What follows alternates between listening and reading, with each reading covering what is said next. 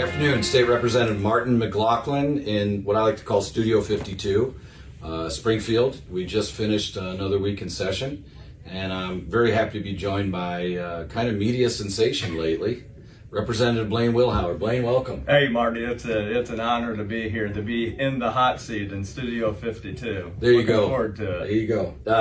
This week, like the past 2 weeks, not much going on the floor. Lots of subcommittee action, though. We had a couple of interesting bills brought forward and a couple of task forces, which is another word for be busy, do nothing. But Do nothing, yeah, that's exactly right. We're really good at doing task force around here. So we had a really interesting one in the Energy Committee. Our friend from the north there, Will Guzzardi, the disciple of socialism here in the General Assembly, he is coming with a task force that is preparing Illinois for the mass influx of new people due to our climate change policies. So, you know, that's something that we're really looking forward to. I just had a couple simple questions for Will on it. You know, are we going to have anybody on this task force, Marty, that's going to look into and research the massive outmigration of workers and citizens of the state of Illinois as a result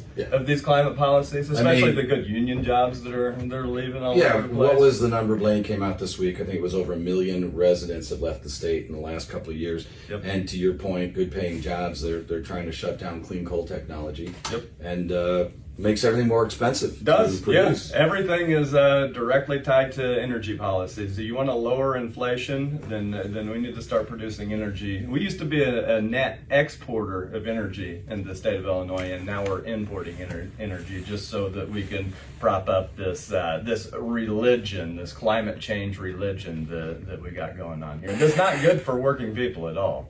Yeah, so the real problem is we've got policy that is shutting off our clean coal, and there's no way to make up the other 60 or 70%. So Representative Guzzardi, was he like Gregory Hines tap dancing once you asked that question? Well, he is. You know, that's the thing. When you ask tough questions and you bring up things, it's not really even that tough, Marty. It's just mostly just common sense. But you ask that kind of stuff. Yeah, I don't blame him for dancing around because there's no good answers for it. You know, I always say the easy answers are a long time ago in the state of Illinois. It's all tough answers now. And, you know, as far as common sense, a couple of years ago, somebody said, well, we need more common sense. I started looking around and realizing based on the policies and the legislators, the progressives that keep getting put down to Springfield, I thought, you know, if it was common, we wouldn't have these problems. So behind me here, I've got one of my hats, which says Make Sense Common Again. If anybody would like to get a hat, reach out to me at martyforillinois.com. That's Marty at martyforillinois.com. And we also had a couple of issues last week about protecting women's sports. The Georges family was here. Blaine, anything you want to add to that that's going on? Yeah, I mean, just like you said, Marty, we're down here in Springfield trying to make sense common again. You know, should be an easy thing, but it's not around here for sure. So we need more of that. I'll tell you one of the good things that happened on the floor today. No bills were passed, but we had a resolution. Representative Sheehan, a police officer, stood up. Today is Police Memorial Day for those that have fallen in the line of duty, and his words were incredibly pointed and poignant. The Safety Act, he believes, as an officer in the field, is jeopardizing police safety.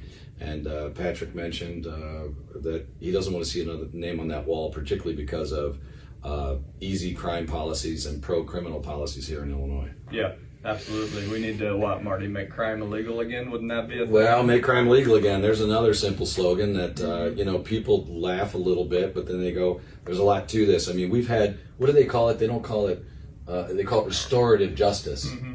I just want actual regular old justice where criminals get put away. I mean, I don't know. Again, that seems like a common sense principle. But yeah, guys, if you want to know what's really happening down here, we haven't talked about significant pension reform. We haven't talked about reducing property taxes or costs. The governor doesn't even acknowledge the out-migration, nor do most of the Democrats on the other side. You know, I said last week when the governor started spewing this pro-violence, pro-disruption rhetoric, I mean, Governor, come on, you've got to be kidding me here.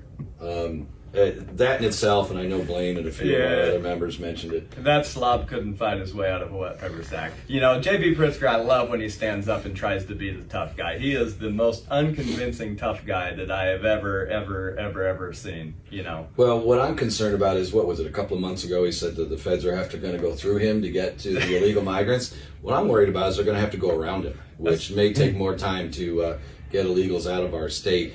That's a whole different zip code. Yeah, I'll tell you, the amount of money that we've spent on illegals has been a problem, and it's to the detriment of our schools.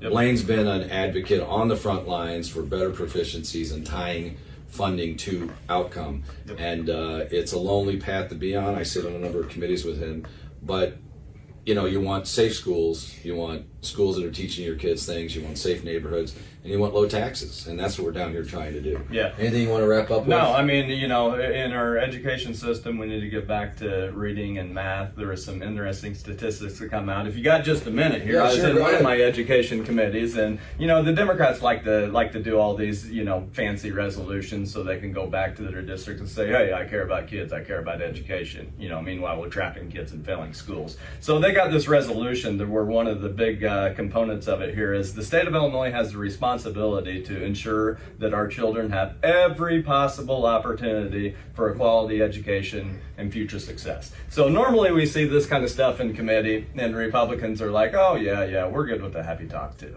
You know, we all agree with that. We're gonna stamp that. But we got to stop doing that. We got to start calling these people out. Okay. So I pressed my microphone and just simply asked, you know, we're sitting here passing a resolution that's saying that we're giving every student every opportunity at success. But are we really? You know, go ask the families of those students were, you know, 24 school districts in the state of Illinois. Not one single person is reading proficiently. You know, go ask the families in those 80 schools where not one single student is proficient in math. Hey, go ask them if the state of Illinois is doing everything that they can to ensure them a quality education. We can't pass garbage like this when these same Democrats, and some of the Republicans, frankly, that are proposing this stuff are trapping those kids there. Yeah, and it's interesting. Blaine talks about this a lot, and he's right.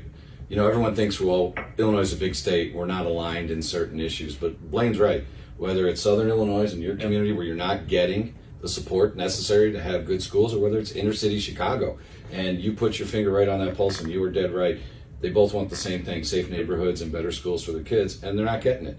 And I think it puts together a coalition of people that are willing and want significant change. And I think it absolutely does. And we've got elections coming up. Nobody knows who's running for what, but you know, keep your eye on what updates are. And I want to thank Representative Wilhour for being here today. And again, Martine McLaughlin, 52nd District. Blaine, how can people reach out to you? You can get me at Blaine Wilhour, coming in hot on the X all the time there, and look me up as State Representative Blaine Wilhour on Facebook. Follow us. Follow Marty on there. He's putting good stuff on there, because the first thing that we got to do to make sure that we're changing policy in this state is make sure that people know what's going on, and we're doing the best job of that down here. Yeah, I always say if a tree falls in Springfield, you never knew it grew in the first place. You don't know what's happening. So the objective of what we're doing here, give you an insight of what's going on, kind of cut through the BS and really just be direct and tell you the truth. So I want to thank Blaine, and guys, keep looking. We'll put a weekly update. And Blaine, thanks for being here. Keep your Thanks for doing the good work. Thanks for doing the good work. You betcha. We'll see you guys next week. Thank you.